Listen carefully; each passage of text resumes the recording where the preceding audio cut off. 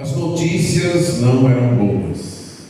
Eles estavam desanimados diante das dificuldades. Nenhum deles tinha enfrentado o martírio ainda, mas já haviam experimentado humilhações públicas, prisões e confisco de suas propriedades. Apesar dessas perseguições, eles haviam resistido bravamente.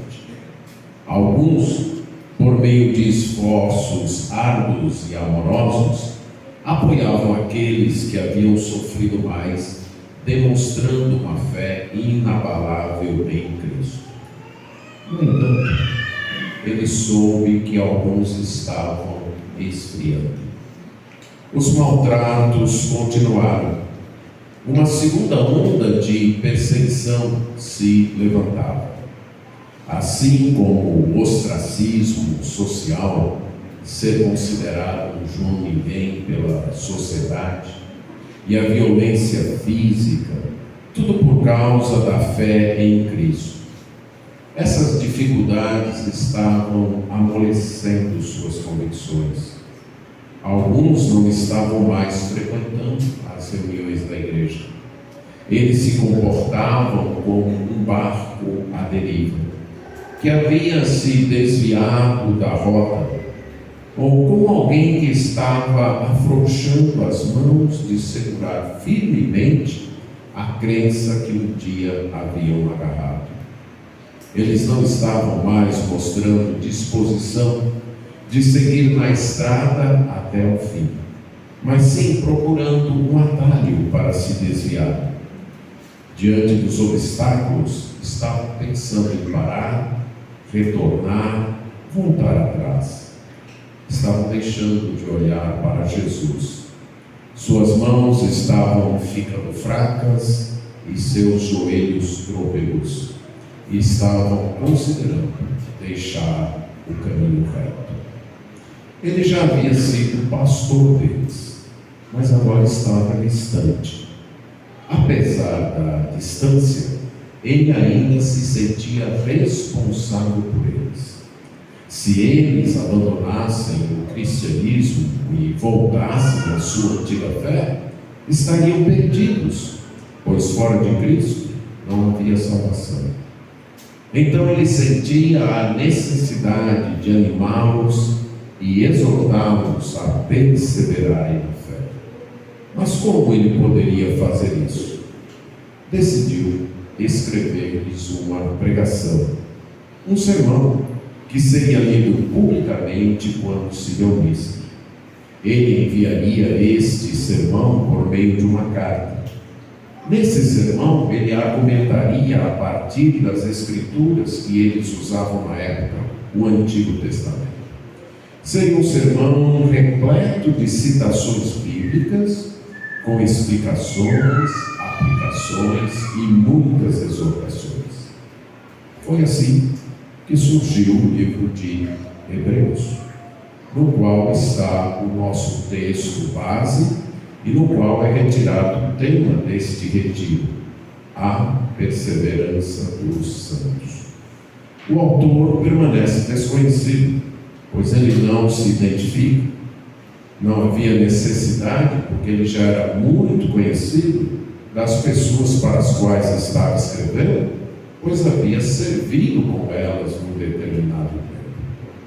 Nesse livro, ele apresenta Jesus como o incomparável, o único, o superior a todos os outros que Deus havia escolhido e usado para realizar seu plano.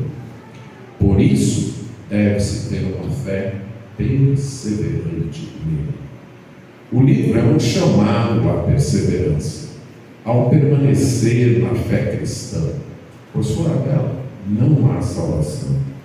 Jesus Cristo é o único e superior a tudo. Portanto, devemos ficar firmes na nossa confiança nele. Vamos ler Hebreus capítulo 12, verso 1, que é o texto base para este retiro.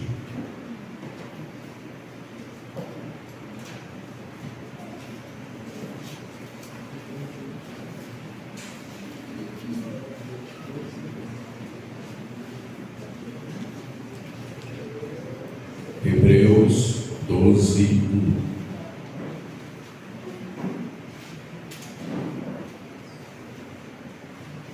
Portanto, também nós, visto que temos a rodear-nos tão grande nuvem de testemunho, livremos-nos de todo o peso e do pecado que tão firmemente se apega a nós e corramos com perseverança a carreira que nos está proposta.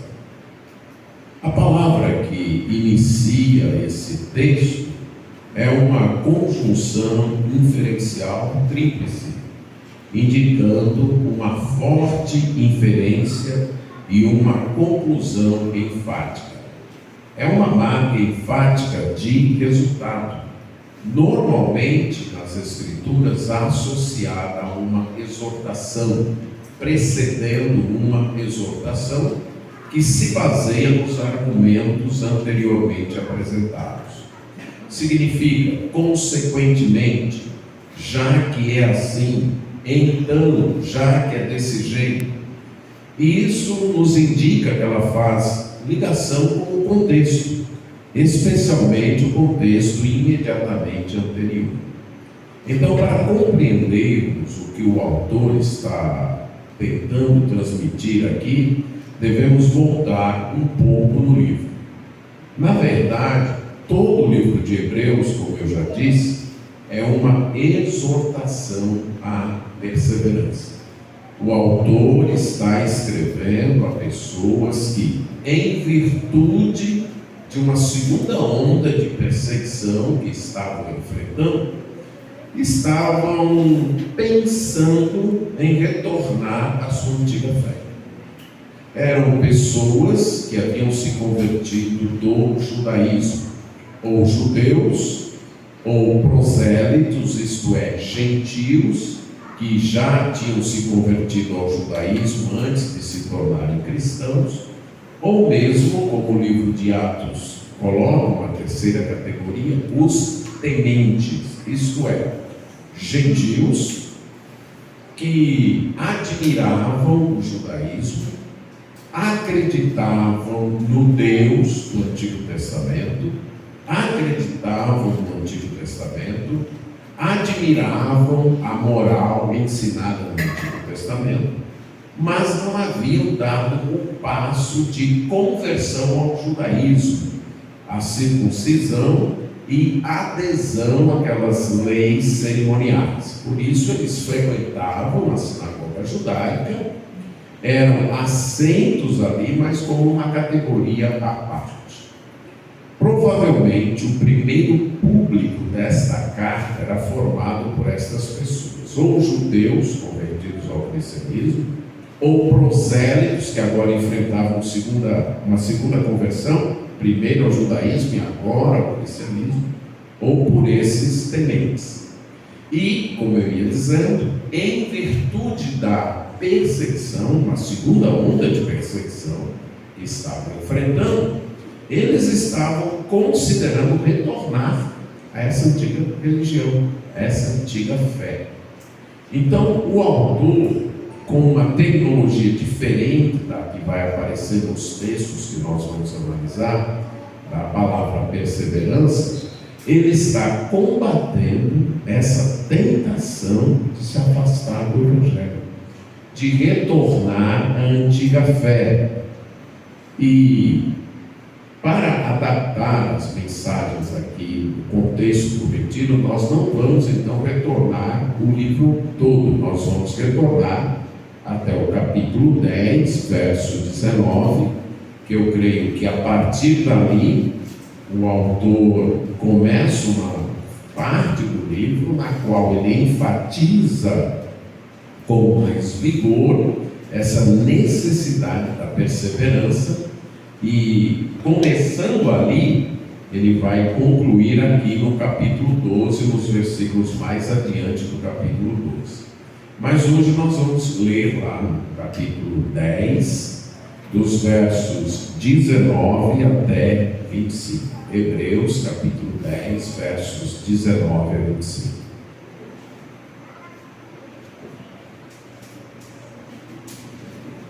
Diz assim: Portanto, meus irmãos, tendo ousadia para entrar no santuário, pelo sangue de Jesus, pelo novo e vivo caminho que Ele nos abriu por meio do véu, isto é, pela sua carne, e tendo um grande sacerdote sobre a casa de Deus, aproximemo-nos com um coração sincero, em plena certeza de fé, tendo o coração purificado da má consciência e o corpo lavado com água pura. Guardemos firmemente a confissão da esperança sem vacilar, pois quem fez a promessa é fiel. Cuidemos também de nos animarmos aos outros no amor e na prática de boas obras. Não deixemos de congregar, como é costume de alguns. Pelo contrário, façamos admoestações, ainda mais agora que vocês veem que o dia se aproxima.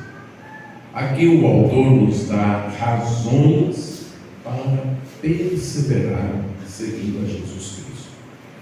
Temos razões para ficar firmes, perseverantes ao seguir o Senhor Jesus Cristo. E eu quero destacar 3 delas. Você deve perseverar por causa daquilo que tem em Cristo, daquilo que através de Cristo você tem. Primeiro, você tem liberdade de acesso a Deus. Ele começa novamente com uma conjunção inferencial diferente daquela do capítulo 12, mas com a mesma função. Após ter apresentado uma série de argumentos mostrando a superioridade de Cristo e sua obra, ele aqui então inicia uma sessão exortativa. Se você ler com atenção o livro de Hebreus, vai perceber que essa é a estratégia do autor. Ele apresenta dados bíblicos, ele apresenta a doutrina e depois exorta. Desde o capítulo 1 e 2, ele está fazendo isso. Várias vezes ele faz isto nesta carta. Para ele, assim como para todos os outros escritores da Bíblia, a teologia sustenta as exortações. A doutrina guia a prática. Não existe exortação, não existe advertência sem um embasamento doutrinário, sem um embasamento teológico, sem que as Escrituras ensinadas, explicadas, possam então ser aplicadas. Sem isso, não tem como fornecer alicerce, não tem como dar uma base para as pessoas continuarem firmes, para as pessoas perseverarem. Então ele está, depois de ele ter demonstrado isso, capítulo 7, 8 e 9, que Jesus Cristo é superior, que a obra realizada por Jesus Cristo é superior, ele então vai fazer a exortação. E nessa exortação ele diz: portanto, meus irmãos. Desde o capítulo 3, verso 1, ele vem chamando seus leitores de irmãos, os irmãos que participam da vocação celestial, que receberam a chamada que vem dos céus, a chamada que vem de Deus. Irmãos para ele aqui são todos aqueles que pela fé, através das Escrituras, ouviram a voz de Jesus, ouviram a voz do bom pastor, ouviram a voz dos céus nesse sentido. Receberam então esta vocação, isto é, esse chamado que vem de Deus para seguir a Jesus. Portanto, meus irmãos, temos ousadia para entrar no Santo dos Santos. Ele está dizendo para os seus leitores: por causa da obra superior realizada por Jesus Cristo, a obra perfeita, os que seguem a Cristo têm a ousadia para entrar no Santo dos Santos. Para entendermos o impacto disso, nós precisamos retornar e compreender a mentalidade dos primeiros leitores, como eu disse, judeus ou convertidos e admiradores do judaísmo, que sabiam muito bem que o Santo dos Santos era o lugar mais sagrado de todo o território de Israel, não só do templo, mas de todo o território de Israel, e que não era qualquer um que tinha liberdade de entrar ali. Pelo contrário, apenas uma pessoa, o sumo sacerdote, uma vez por ano. E esse lugar era tão sagrado, chamado de Santíssimo, ou mais santo, ou superlativamente santo, porque era símbolo do trono de Deus. O tabernáculo, a princípio, e depois o templo, seguiu então uma estrutura de 3 partes. Um pátio externo, onde qualquer judeu poderia chegar, onde ficava o altar do holocausto, onde ele poderia oferecer as suas ofertas. O santo lugar, um local onde apenas os sacerdotes poderiam entrar, e os sacerdotes que estavam na escala quinzenal, na época de Davi isso é estabelecido, e eles entravam semanalmente para mudar os pães da proposição e diariamente para acender as lâmpadas do candelabro. Nenhum judeu, para você ter uma ideia, Jesus nunca entrou nem no santo, nem no santo dos santos terrestre, porque ele não era da tribo de Levi, como o próprio livro de Hebreus indica, certo? Jesus foi ao templo várias vezes, mas ficou na parte externa. E ali no Santíssimo Lugar estava um baú chamado de arca, feito de madeira, coberto de ouro.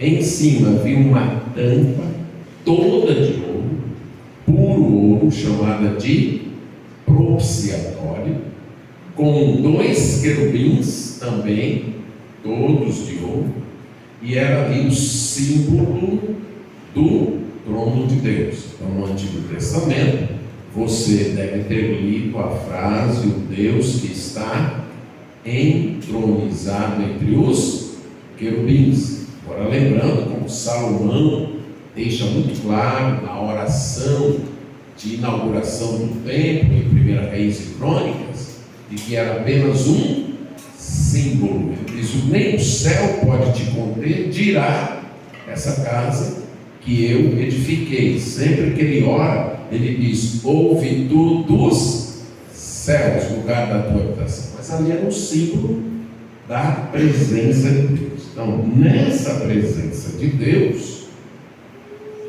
somente uma pessoa, o sumo sacerdote, poderia entrar, e uma vez por ano.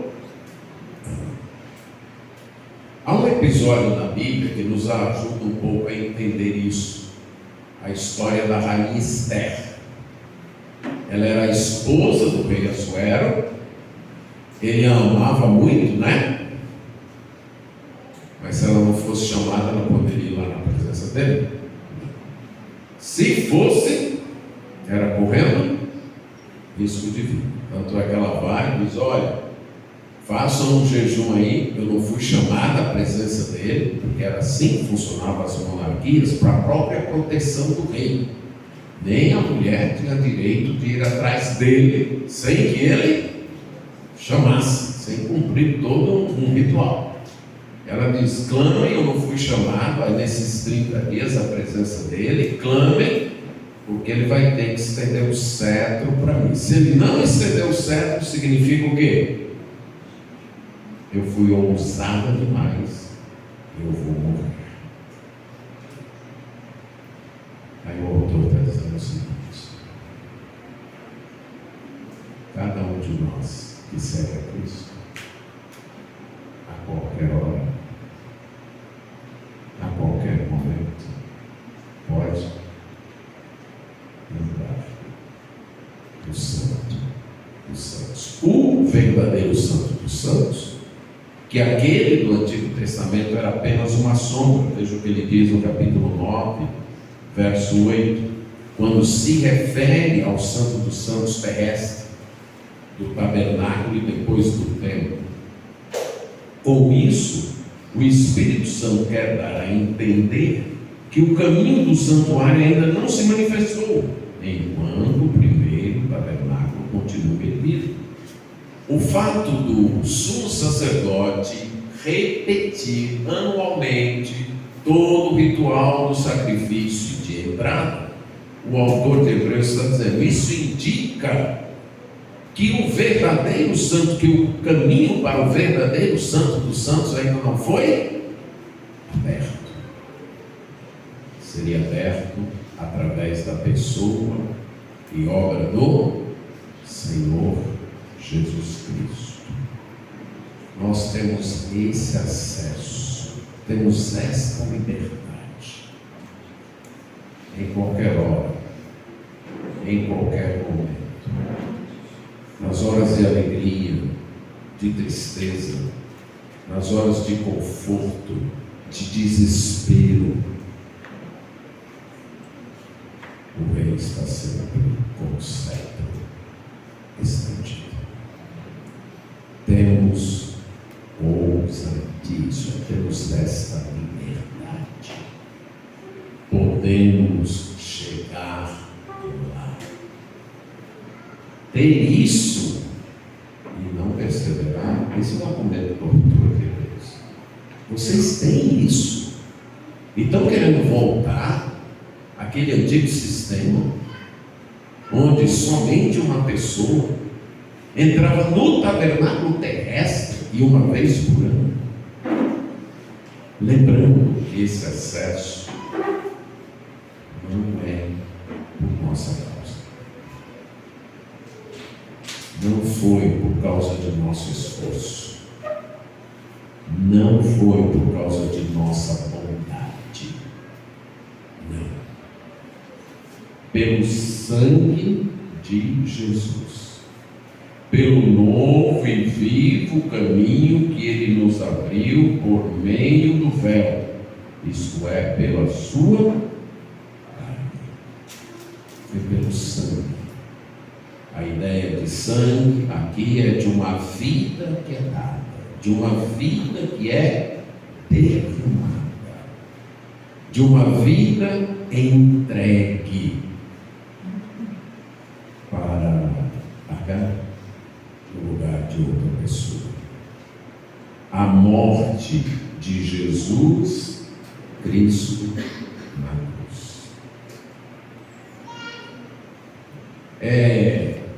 Creio eu, nesse estágio de vida que estamos, impossível, eu diria, expressar a importância, a crucialidade da cruz, do sacrifício de Cristo. Sem Ele, não estaríamos aqui. Sem Ele não haveria sentido. Se Jesus Cristo tivesse vindo, ensinado tudo que Ele ensinou, realizado todos os milagres que realizou, mas não tivesse morrido na cruz, ainda estaríamos perdidos. Os nossos pecados ainda estariam sendo levados em conta por Deus. Não teríamos este acesso. Então é somente por causa de Cristo. e o autor enfatiza, pelo novo e vivo caminho. A ideia de caminho aqui nos demonstra que a fé em Cristo é uma carreira, algo que ele vai repetir em Hebreus 12. É um seguir a Cristo. Não se trata apenas de um ato. Há um ato inicial, mas que persevera, que permanece, que continua. Trataremos disso quando chegarmos ao capítulo 11. E esse caminho é uma pessoa. O próprio Senhor Jesus Cristo deixou isso claro em João 14,6. Eu sou o caminho, a verdade e a vida, ninguém vem ao Pai senão por mim. Então, a nossa fé está fundamentada numa pessoa e sua obra. Coloque isso bem claro diante de você. Temos igrejas e elas devem existir. Temos denominações e elas são úteis. Temos líderes, pastores, missionários que devemos ter. Mas a nossa fé depende de uma só pessoa, Jesus Cristo. Tudo mais é instrumental. É instrumento.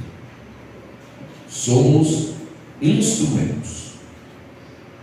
E isso já é algo de nos admirar, como Paulo diz lá, quando está advertindo a igreja de Corinto: quem é Paulo, quem é Apolo? Instrumentos por meio de quem vocês creem. Quando eu penso nisso, instrumentos por meio de quem as pessoas creem. Que privilégio Deus usar instrumentos para que as pessoas creiam. É um privilégio. Mas vamos lembrar da palavra anterior: instrumentos. Ouvimos vários instrumentos aqui. A qualidade do som depende de quem toca. Não é isso? Depende de quem toca. Instrumentos. A fé deve estar na pessoa de Cristo. Ele diz: esse caminho é novo em relação ao do Antigo Testamento. Esse caminho é vivo. Não é feito através de um sacrifício que o animal morreu e pronto. De um sacrifício, sim, de uma pessoa que morreu e ressuscitou e continua a agir em nosso favor. Esse caminho foi inaugurado, aberto por Jesus, como uma placa que é descerrada na inauguração de um prédio. Esse caminho então foi aberto por Jesus, e ele foi aberto por meio de um véu, sendo que esse véu foi a sua carne, a sua vida. E aí vamos voltar um pouco àquilo que acontecia no Antigo Testamento. No dia em que o sumo sacerdote entrava no Santíssimo Lugar, era o dia da expiação. Ele vestia a estola sacerdotal, uma espécie de colete com 12 pedras. Cada uma das pedras simbolizava uma das tribos de Israel. Então ele estava ali como representante. Ele não era apenas uma pessoa, mas uma pessoa que representava, que carregava no peito todo o povo de Israel, as 12 tribos. Eram trazidos 2 bodes. Era feito um sorteio. Tinha o bode expiatório e o bode emissário. O bode expiatório seria o que iria morrer. E até hoje nós temos esta expressão em nossa língua, que é um bode expiatório. É o que paga pelos outros. Pronto, aquele era exatamente isso. Aquele bode a pagar pelos outros. Então o sumo sacerdote colocava sua mão na cabeça do bode, confessava os seus pecados e o pecado da nação, porque ele estava representando a nação.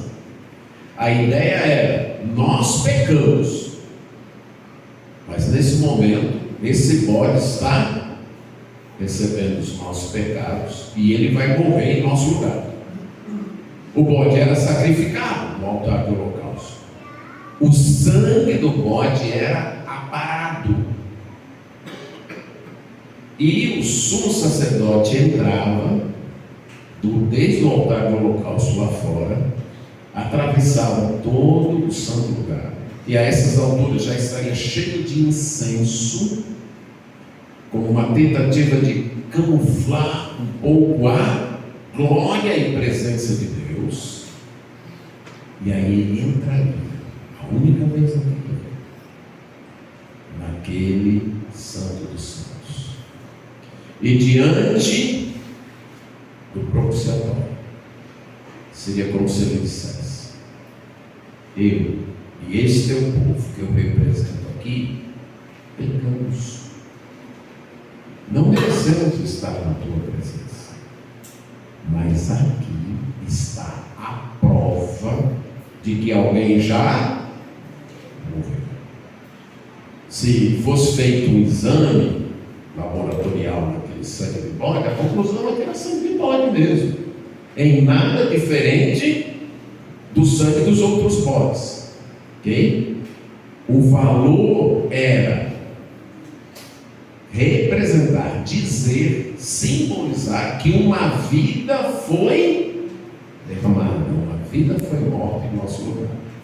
O sangue era aspergido ali,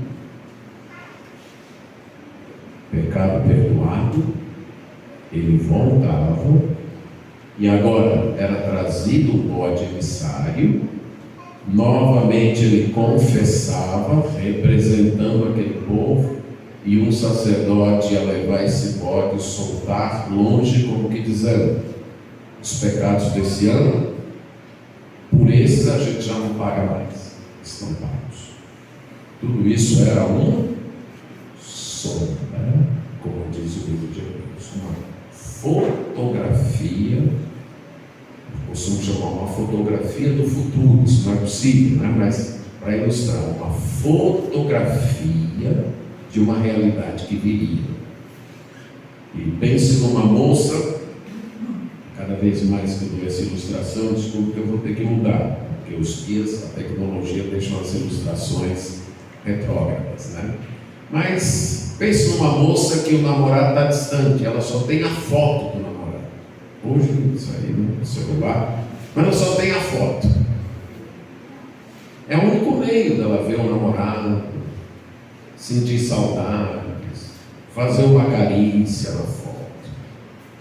Um dia o namorado chega, está ali do lado dela, mas ela continua com a foto, olhando para a foto, acariciando a foto. Tem algum problema com essa moça, não tem? Porque agora ela não precisa mais da foto, a realidade chegou. O namorado está ali do lado, ela não precisa mais da foto.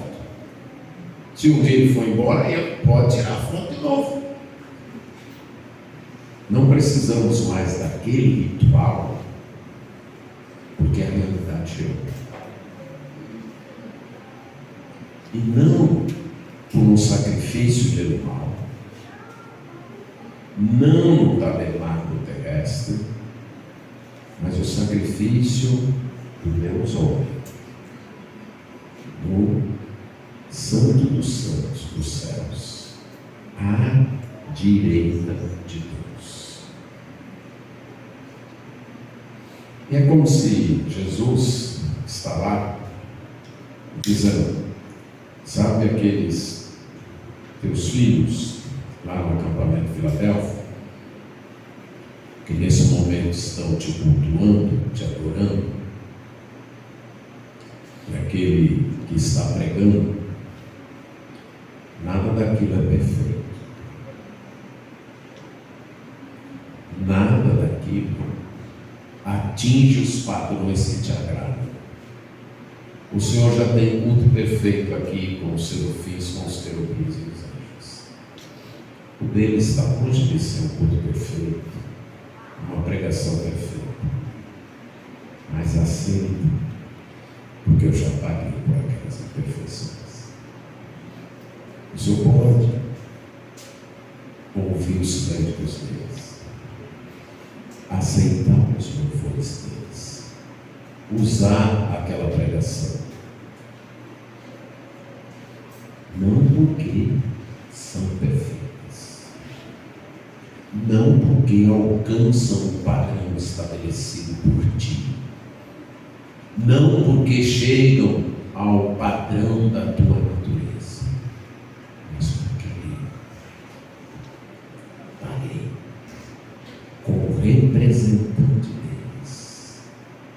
Eu os carreguei nos meus ombros quando eu fui àquela cruz. Eu os substituí ali. Os pecados deles, as imperfeições deles estão pagas. Eles são teus filhos. Lembra que Mateus registra que na morte de Jesus o véu, aquele véu que separava-se, rasgou. Em qual direção? De cima para baixo. De baixo para cima poderia ter um grupo de homens que conseguissem rasgar aquelas grossas cortinas, mas não foi. Foi graça. Nunca nas Escrituras o movimento inicial é do homem para Deus. Nunca é ser o homem de Deus para o homem. É Ele que vem. Desde que o homem pecou no jardim do Éden, é Ele que vem. É Ele que busca. É Ele que chama. O que nós fazemos é correr e nos esconder. E mesmo assim, por causa de Cristo, a graça nos acha. A graça nos encontra. Única e exclusivamente por causa de Cristo. O autor de Hebreus está dizendo o seguinte: vocês têm esse privilégio e querem desistir. Vocês têm esse acesso e querem desistir. Nós poderíamos perguntar para nós mesmos: temos esse privilégio? Quão pouco nós utilizamos? Quão pouco nós fazemos proveito? Acesso livre ao trono de Deus, do Rei do Universo, por causa de Cristo. Mas em segundo lugar, nós temos um grande sumo sacerdote. Conforme o próprio autor de Hebreus diz no capítulo 8, verso 3, o papel de um sacerdote era oferecer dons e sacrifício. Foi para isso que o sacerdócio foi instituído. Representar os homens diante de Deus. Tratar com Deus a respeito dos homens. Ser um mediador. Agora ele também mostra como Jesus Cristo é um sacerdote superior. No capítulo 7, versos 23 a 27, ele menciona isso. Ora, os outros são feitos sacerdotes em maior número, porque a morte os impede de continuar. Jesus, no entanto, porque continua para sempre, tem o seu sacerdócio imutável. Por isso, também pode salvar totalmente os que por ele se aproximam de Deus, vivendo sempre para interceder por eles. Como ele não é um sacerdote que apenas por um tempo e morre, e deixa de exercer o sacerdócio, ele pode salvar totalmente, perfeitamente. Não precisa anualmente ter a repetição do dia da expiação. Foi feito de uma vez por todas. E vive sempre para interceder por eles.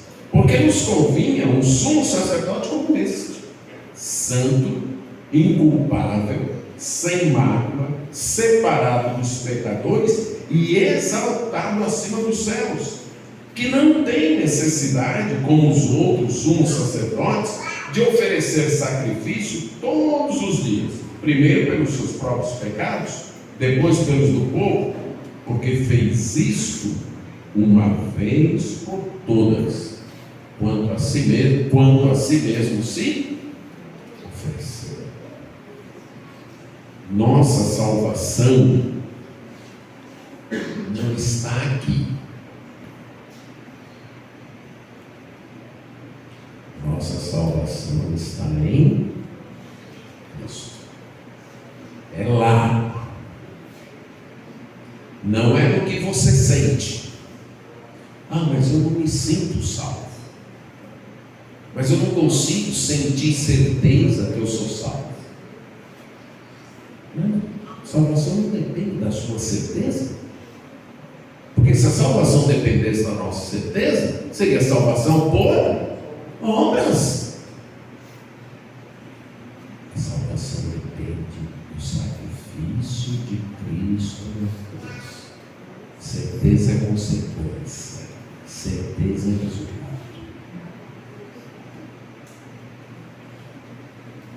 Na minha adolescência, essa era a pergunta que queimava: você tem certeza que é salvo? Que eu associava certeza com sensação de certeza. E sensação de certeza tem dia que a gente tem, tem dia que a gente não tem. E aí, um salvo um dia, no outro não? Não está na minha sensação de certeza. Note que eu não estou dizendo que não existe certeza de salvação. Pelo contrário, agora é que existe certeza de salvação. Por quê? Porque não depende de mim. Depende de algo que já foi feito, consumado, realizado na cruz de Cristo. Se você luta com isso, e essa pode ser uma luta árdua, que leva alguns a desistirem. Eu não consigo ter a certeza que outros têm. E perdem a perseverança. Tire o foco de você.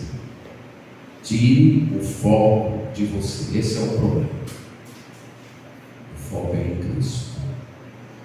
É na cruz de Cristo. Ele fez. Lá está cravada a nossa certeza. Sempre que duvidar, sempre que as acusações chegarem, quem intentará acusação contra os eleitos de Deus? Pois o coração deles está cheio de certeza. É assim que está escrito? Quem intentará acusação contra os eleitos de Deus? É Deus quem os justifica. Quem os condenará? Foi Cristo quem morreu, ou antes, quem ressuscitou e agora está à direita de Deus intercedendo por nós. Lá está a nossa certeza.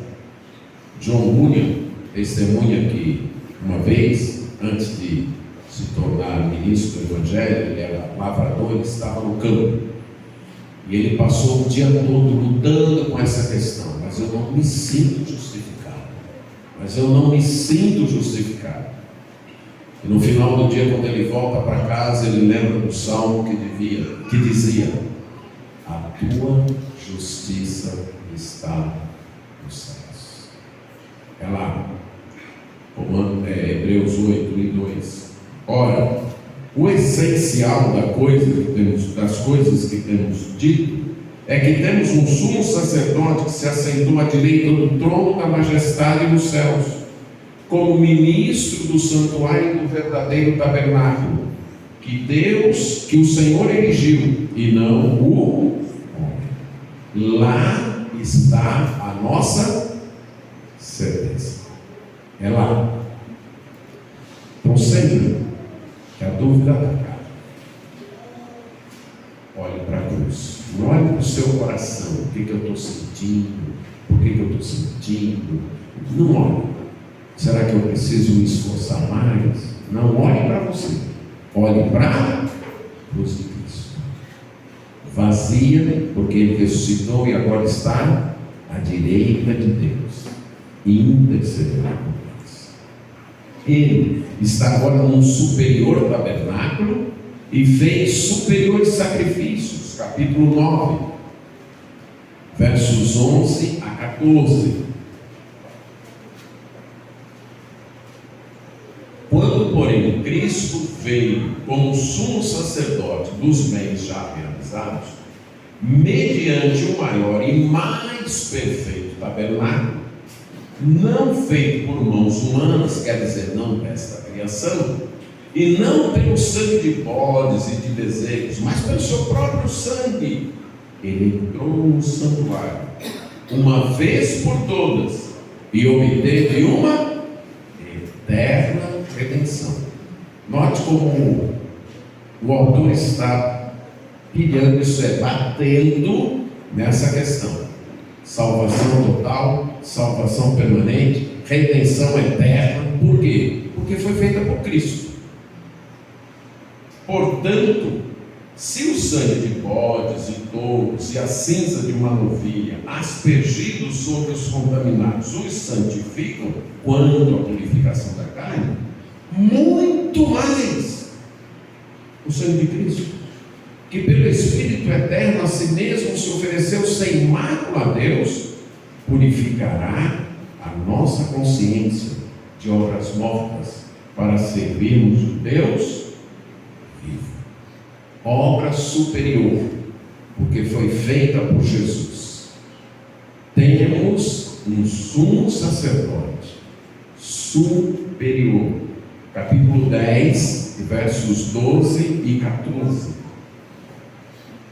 Jesus, porém, tendo oferecido para sempre um único sacrifício pelos pecados, assentou-se à direita de Deus, porque com uma única oferta aperfeiçoou para sempre os que estão sendo santificados. Em Cristo desfrutamos da perfeição. Em Cristo somos apresentados perfeitos a Deus. Pertencemos a uma nova casa, a casa de Deus, e conforme diz o autor de Hebreus, capítulo 3, verso 6, somos nós. Então, o argumento do autor desse segundo ponto é: vocês têm esse grande sumo sacerdote e querem retornar? Querem deixar de perseverar? Persevere, porque vocês têm acesso livre a Deus. Persevere, porque vocês têm esse grande sumo sacerdote. Lembre-se disso. O cristianismo não é sobre nós. Não é o que nós fazemos para Deus, e sim o que Deus em Cristo fez por nós. Isso é cristianismo. O que Deus em Cristo fez por nós. E por último, temos a purificação necessária. Voltando lá ao texto de Hebreus capítulo 10, aproximemo-nos com o coração sincero, em plena certeza de fé, pois temos o coração purificado de má consciência e o corpo lavado com água pura. Não precisamos ter medo de nos aproximar de Deus, porque, em virtude da obra realizada pelo Senhor Jesus Cristo, nós já temos um coração transformado, um coração purificado. Nós podemos então ter essa plena confiança. E eu só posso ter essa plena confiança porque não depende de mim.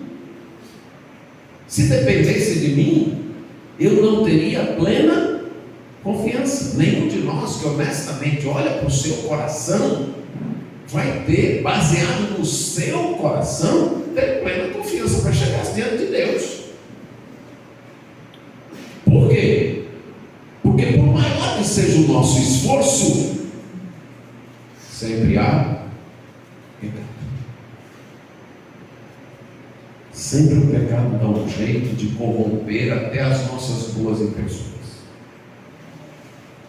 Então não depende da gente. O coração se tornou sem culpa, a ideia é sincera, sem culpa, porque Cristo pagou por essas coisas. Cristo se fez culpado em meu lugar. Ele levou minhas culpas. Fui purificado. E aí o autor usa uma linguagem lá no Antigo Testamento. O coração purificado e o corpo lavado com água pura. Lá no Antigo Testamento, por ordem de Deus a Moisés, os sacerdotes deveriam ser lavados, ter um banho, e depois ter o sangue aspergido, o sangue do holocausto aspergido, para que eles pudessem oficiar como sacerdotes. Êxodo 29, 4 e 21 e Levítico 8, 6 e 30. Só assim o seu serviço seria aceito por Deus. Isso aconteceu conosco. Através de Cristo. Fomos lavados, fomos aspergidos com o sangue de Cristo. Em Atos capítulo 15, verso 9, quando Pedro se reporta o que aconteceu na casa de Cornélio, de gentios, disse que Deus, pela fé, purificou a consciência deles. A ideia aqui de consciência é o conhecimento dos meus pecados. Consciência dos meus pecados. Eu sei que eu sou pecador. Eu sei que eu não posso me aproximar de Deus por mim mesmo. Mas esse conhecimento de pecado foi lavado, foi purificado em Cristo. E o autor de Hebreus está dizendo: vocês têm isso. Vocês têm acesso livre a Deus. Vocês têm um grande sumo sacerdote. Vocês têm a purificação plena feita por Cristo. Vocês vão querer desistir? Vocês vão querer não perseverar nisso? Algumas vezes, nosso desânimo advém de confiança em nós mesmos ou nos outros, e não de confiança em Cristo.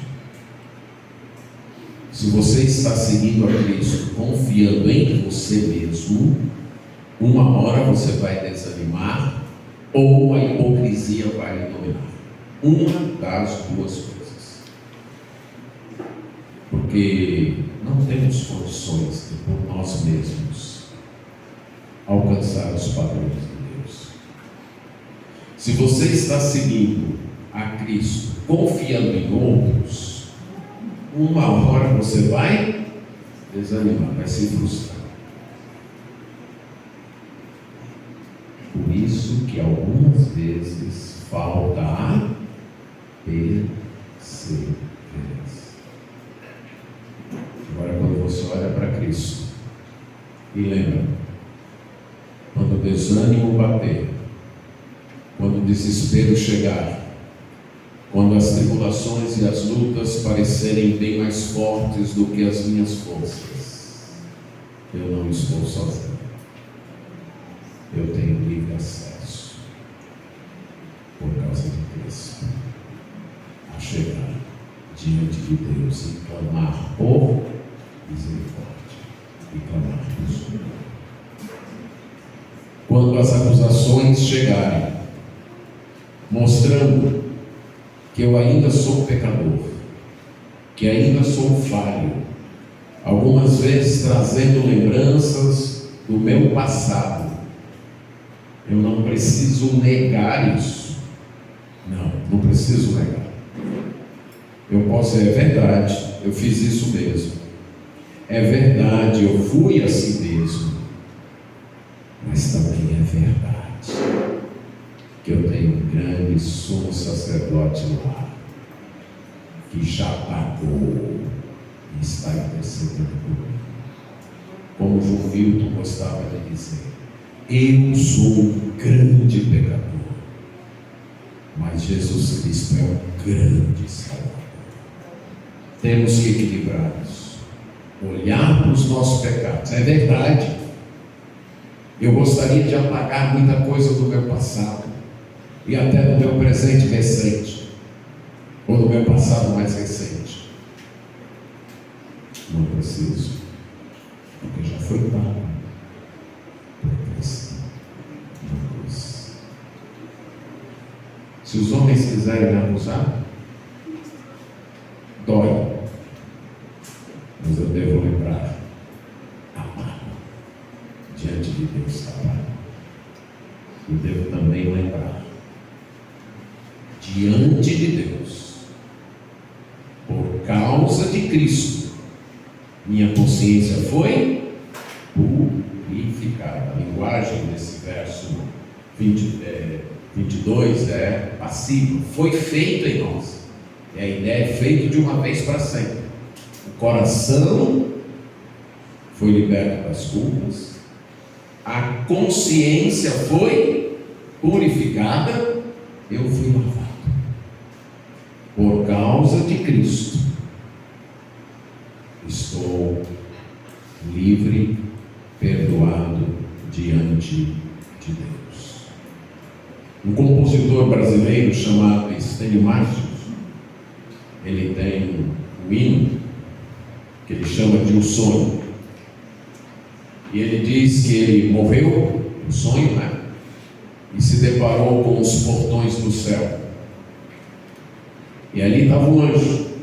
E aí ele diz, olha, pode abrir que aí é o meu lugar. E o anjo disse, pois espera um pouco. E o anjo foi buscar os registros lá. E quando o anjo volta com os registros, que olha, diz, essa aqui foi sua vida lá na terra? Sim, essa aí foi a minha vida. E como é que alguém com a vida dessa tem a coragem de querer entrar aqui? Olha aí no fim, no final, está escrito com tinta vermelha e com a letra do rei: perdoado. Foi ele que fez. Foi ele que fez. É por isso que está garantido. Não fomos nós. Foi ele que fez. Tenha essa certeza.